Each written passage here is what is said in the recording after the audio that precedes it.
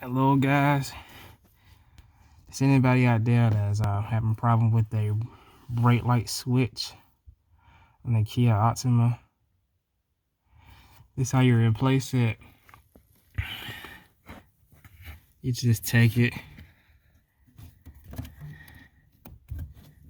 you put your hand on it, and you twist it like a cap, like you turn it this way, and it just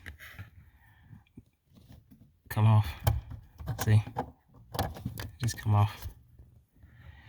And mainly they had a recall on these little black rubber pieces right here, but mine is good. But it was just my whole switch.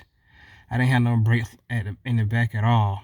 Most people have this problem right here though, that this piece right here deteriorate, and that means their brake light just stays on, because this little white piece right here, it if you can see it, yeah, that white piece right there on the switch itself, it goes and it touches this black thing that's right here.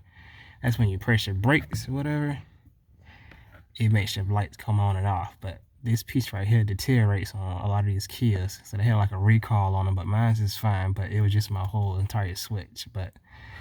And you just put it back the same way you took it off. I just showed you guys how to take it off. All right, have a good day.